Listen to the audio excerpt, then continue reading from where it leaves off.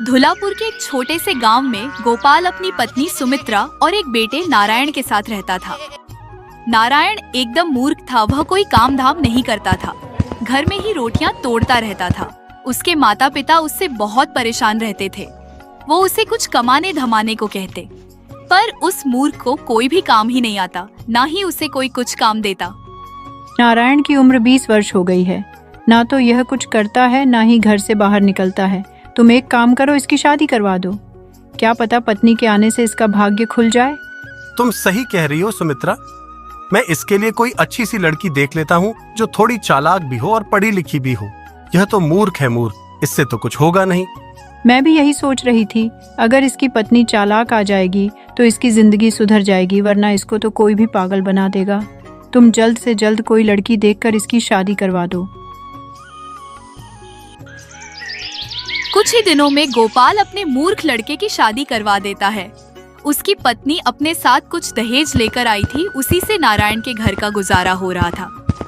लेकिन कुछ ही दिनों में उसके घर का सारा सामान खत्म हो गया। पत्नी समझ गई थी कि उसका पति मूर्ख है, इसे कोई काम नहीं देगा, इसीलिए वो अपने ससुर से कहती है, मैंने आज तक आपके सामने मुंह नहीं खोला है क्योंकि आप घर के बड़े आदमी हैं, लेकिन अब मैं मजबूर हो गई हूँ। इस तरह घर नहीं चलता, घर में कुछ भी नहीं है। मैं सोचती थी कि घर की बात बाहर ना निकले, लेकिन अब मैं मजबूर हो चुकी हूँ। कब तक यह सब देखती रहूं? तुमने अपने उस मूर्ख बेटे की शादी मेरे साथ करवा दी, उसने मेरी जिंदगी खराब कर दी है, कुछ करता धरता नहीं है। वह तुम्हारा पति है, तुम उसके बारे में ऐसा कैसे कह सकती हो? अरे पत्नी को हमेशा पति की इज्जत करनी चाहिए।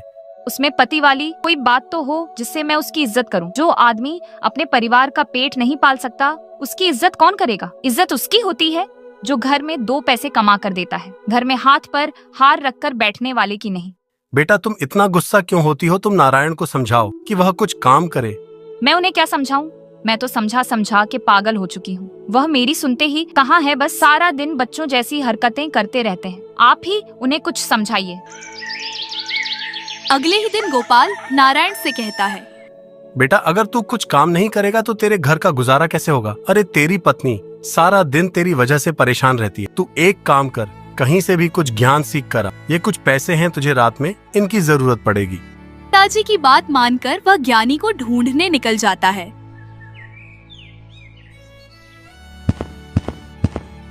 कई दिन भटकने के बाद उसे एक ज्ञानी मिला। ज्ञानी को प्रणाम कर उसने कहा, मैंने सुना है तुम बहुत बड़े ज्ञानी हो, तुम लोगों को ज्ञान देते हो। मैं कई दिनों से किसी ज्ञानी को ढूंढ रहा था, फिर लोगों ने तुम्हारे बारे में बताया, इसीलिए ज्ञानी जी मुझे कुछ ज्ञान दीजिए, मैं अत्यंत कष्ट में हूँ। बिना ज्ञान के तो मनुष्य को कष्ट होगा ही। मैं तुम्हें जरूर ज्ञान दूंगा, पर मैं मुफ्त में किसी को भी ज्ञान नहीं देता। उसके लिए तुम्हें कीमत चुकानी होगी। ज्ञानी जी अब ज्ञान देने की कितनी कीमत लेंगे? एक ज्ञान का 1 पैसा। गोपाल ने नारायण को 50 पैसे दिए थे, लेकिन अब मूर्ख नारायण के पास 4 पैसे बचे थे, वो उसने ज्ञानी को दे दिए। 4 पैसे लेकर ज्ञानी बोला, तुमने मुझे 4 पैसे दिए हैं, इसलिए मैं तुम्हें 4 ही ज्ञान की बात बताऊंगा। अच्छी तरह याद कर लो। पहला ज्ञान ये है कि जिस बात को 5 आदमी कहे उसे सत्य मान लेना चाहिए। दूसरा ज्ञान ये है कि धन मिलने पर किसी को भी उसके बारे में नहीं बताना चाहिए। तीसरा ज्ञान ये है कि पत्नी को कभी सच बात नहीं बतानी चाहिए। और चौथा ज्ञान ये है कि अपनी स्वामी या राजा को सच बात ही बतानी चाहिए। ज्ञान की चारों बातों को अच्छी तरह से याद करके मूर्ख नारायण अपने घर की ओर निकल गया। रास्ते में उसने देखा कि एक जगह भीड़ छूटी हुई है। उसे पता चला कि कोई भिखारी मर गया है, पर कोई उसे वहाँ से उठाने को तैयार नहीं था। तभी मूर्ख नारायण वहाँ पर पहुँचा। भाई तुम हटकट्टे हो, इस लाश को उठाकर कहीं फेंक आओ, ईश्वर तुमसे खुश हो जाएगा। मैं इस लाश को क्यों फेंक के आऊं? ना तो यह मेरा कोई रिश्तेदार है और ना ही कोई जानने वाला, फिर मैं क्यों इस लाश को फेंक कर आऊं? लेकिन एकदम से मूर्ख नारायण को ज्ञानी द्वारा दिए गए पहले ज्ञान की याद आ गई कि 5 आदमी जो कहे उसे सच मान लेना चाहिए। यहाँ तो 5 से भी अधिक आदमी है। उसने लाश उठाई और गांव से बाहर एक वीरान जगह में उठाकर फेंकने लगा। तभी उसने देखा कि भिखारी के फटे पुराने कपड़ों से अनेक रुपए गिर रहे हैं। उसने सारे रुपयों को इकट्ठा किया और अपनी जेब में रख के चुपचाप अपने घर चला गया। आ गए ज्ञान सीखकर। क्या ज्ञान सीखकर आए हो? जरा मैं भी तो सुनूं।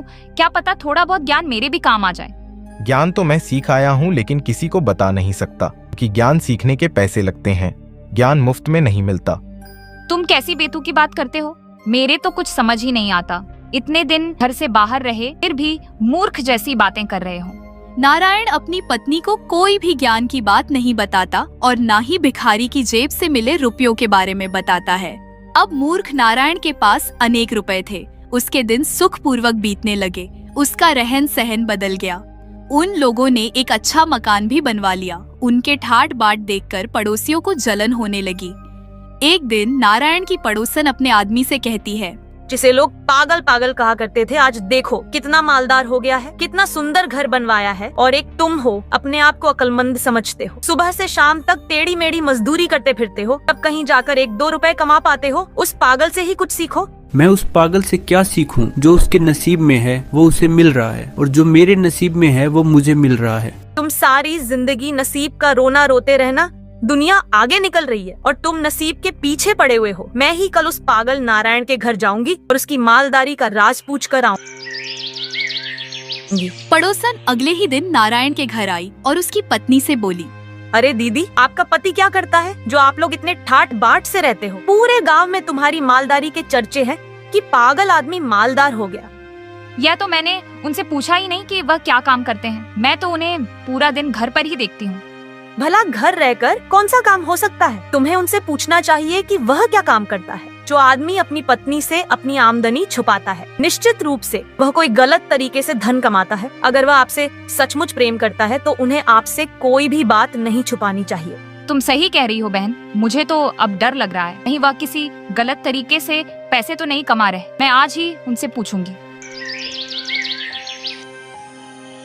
जब रात को मूर्ख नारायण अपने घर आता है तो उसकी पत्नी उससे पूछती है, तुम क्या काम करते हो? यह तुमने आज तक मुझे बताया ही नहीं। तुमने कभी पूछा ही नहीं, इसलिए मैंने बताना उचित ना समझा। ऐसे भी तुम जानकर क्या करोगी? तुम्हें तो समय से पहले ही सब कुछ मिल रहा है। अगर तुम्हें कोई परेशानी हो मुझे बताओ, मैं अभी पूरी कर देता हूँ। मुझे कोई परेशानी नहीं है, बस मैं ये जानना चाहती हूँ तुम क्या काम करते हो। मुझे डर है कहीं तुम गलत काम तो नहीं कर रहे हो।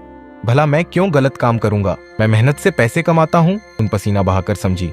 मैंने तो तुम्हें कभी मेहनत करते हुए देखा ही नहीं। सारा दिन घर पर पड़े रहते हो, फिर तुम मेहनत करने कब जाते हो? सच सच बता दो, तुम क्या काम करते हो, वरना मैं अपने घर चली जाऊंगी। फिर पड़े रहना यहाँ अकेले। नारायण सोचता है, चलो ठीक है, इसे बता देता हूँ।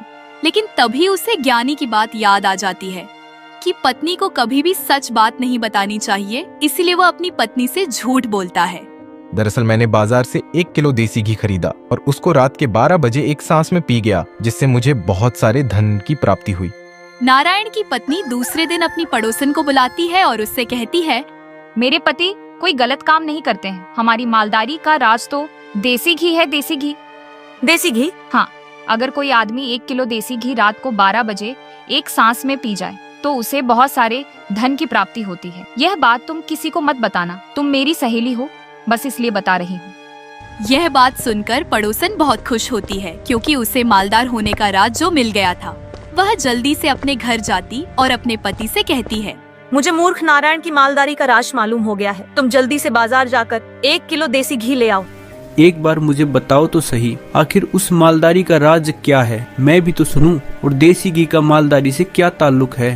अरे ताल्लुक है, अगर कोई आदमी 1 किलो देसी घी रात को 12 बजे एक सांस में पी जाए तो उसे बहुत सारे धन की प्राप्ति होती है।